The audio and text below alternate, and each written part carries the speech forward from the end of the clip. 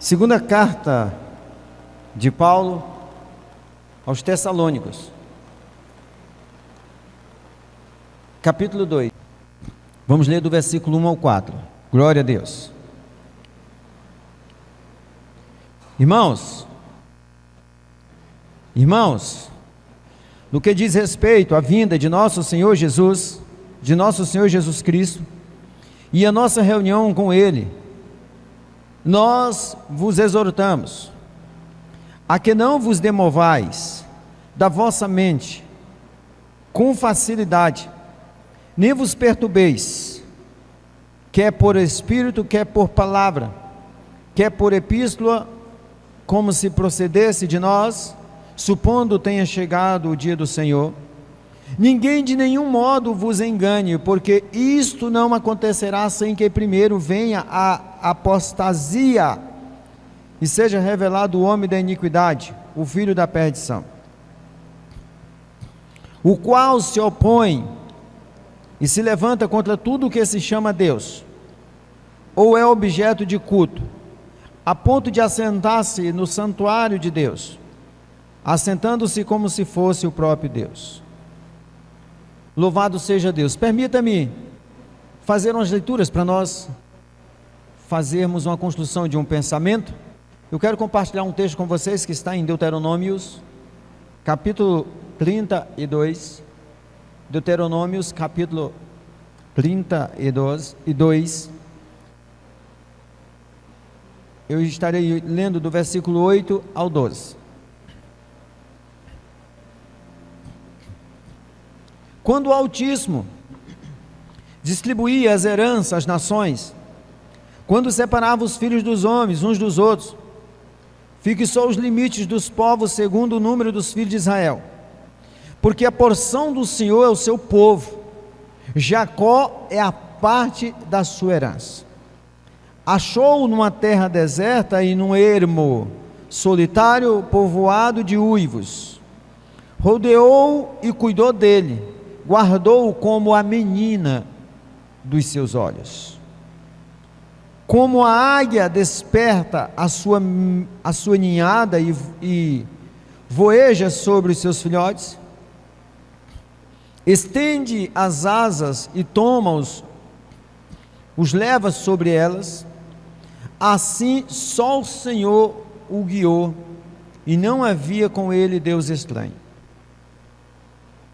Zacarias capítulo 2, versículo 8, diz assim, Zacarias capítulo 2, versículo 8, pois assim diz o Senhor dos Exércitos, para obter ele a glória, enviou-me às nações que vos despojaram, porque aquele que tocar em vós, toca na menina do seu olho. Salmo 17, 8, tem o mesmo pensamento, diz assim, guarda-me como a menina dos olhos, esconde-me à sombra das tuas asas. E por fim, para construir o nosso pensamento, quero ler Romanos, capítulo 11, do versículo 25 ao 28. Porque não quero, irmãos, que ignoreis este mistério, para que não sejais presunçosos em vós mesmos, que veio o endurecimento em parte a Israel, até que haja entrado a plenitude dos gentios, e assim todo Israel será salvo, como está escrito, virá de Sião o libertador, e ele apartará de Jacó as impiedades. Esta é a minha aliança com eles, quando eu tirar os seus pecados. Quanto ao evangelho, são eles inimigos por vossa causa, quanto porém à eleição, amados por causa dos patriarcas. Louvado seja Deus. Amém? De tudo que foi lido, vai ficar registrado, e talvez você possa não ter entendido algumas palavras e possa ter comprometido o entendimento do texto completo, mas eu quero resumir uns pensamentos aqui para você. Uma vez umas pessoas chegaram pedindo um sinal do céu a Jesus, e Jesus deu uma resposta simples para eles. Ele diz, olha, na verdade eles estavam pedindo um sinal miraculoso de Jesus, vamos a esse termo. E Jesus disse: olha, vocês sabem fazer a leitura do tempo, vocês sabem olhar para o tempo e dizer quando é que está bonito para chover, quando é que não está, se vai chover ou não vai, e vocês não estão sabendo fazer a leitura do tempo de Deus, do que está escrito na palavra, do que está escrito a meu respeito, das interpretações que estão escritas a respeito do porvir. E Jesus disse: olha, nenhum sinal vai ser manifesto a essa geração incrédula. Mas o que eu quero dizer para vocês é que existe dicas que nós conhecemos no trânsito. Não precisa no trânsito, todo mundo conhece esse sinal, todo mundo conhece.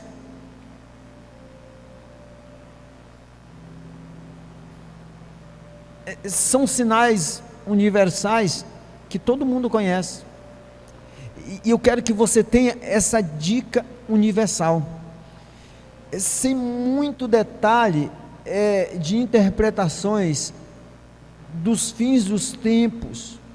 Tem essa dica: existe uma moral estabelecida por Jesus. Quando ele estava subindo, os anjos chegaram e disseram para aquela multidão: por que vocês estão aí olhando? Esse Jesus que subiu é o mesmo que tornará a descer. Existe uma moral.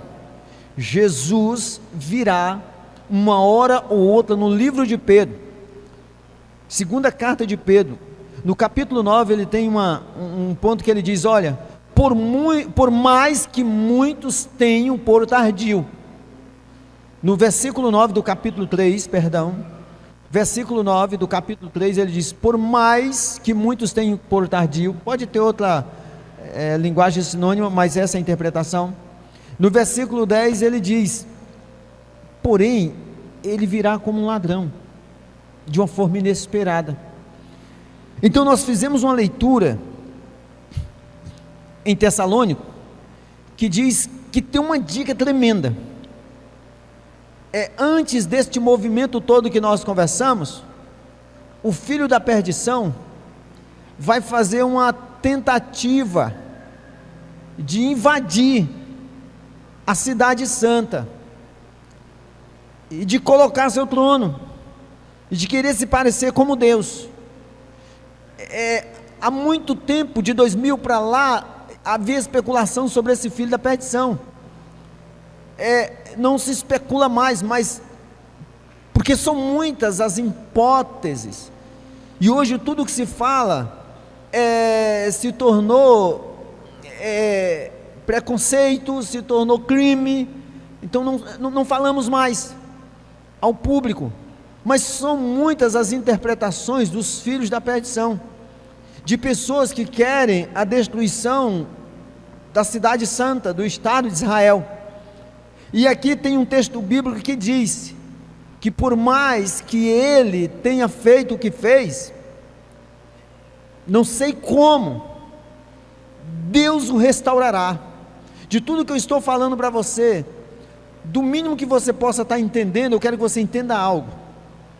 Toda e qualquer movimentação envolvendo Jerusalém, envolvendo o Estado de Israel, precisa ter um alerta máximo escatológico dos fins dos tempos, porque a Bíblia diz que não é por causa do merecimento deles, foi o último texto que nós lemos, mas por causa das alianças com os patriarcas. Esta aliança Deus não quebra, e essa aliança é que Deus vai continuar com este compromisso com essa raça, que não está merecendo, assim como nós não estamos merecendo. Por que eu estou fazendo esse comentário com vocês? Nós já tivemos muito alerta a respeito disso, com detalhes, você vê com calma. Tem guerras envolvendo Israel, que não tem explicação como foi que ele ganhou essas guerras, como a guerra dos 6 dias, a guerra do Yom Kippur, não tem explicação. Ele era exageradamente inferior e ele conseguiu vencer. E agora, uns colocam o número 2, outros colocam o número 1, do pensamento, da ideologia deste grupo terrorista Hamas, foi morto.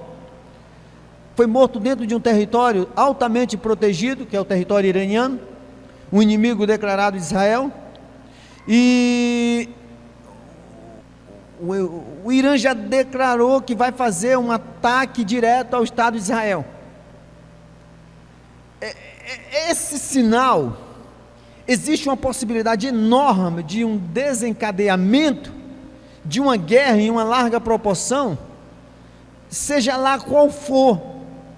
E Israel está rodeado por mais de 340 milhões de pessoas que querem ver o seu fim.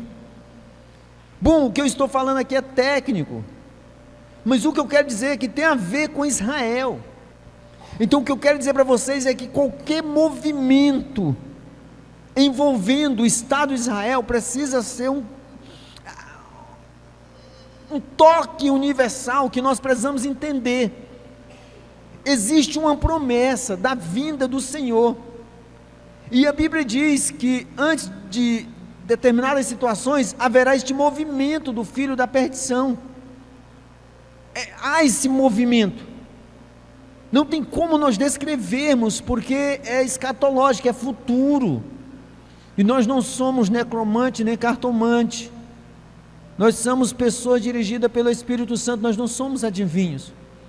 Então nós fazemos interpretação do que está escrito, e aí a Bíblia diz no capítulo 3 de 2 Pedro, que muitos ignoram esses pontos, por mais que muitos tenham por tardio.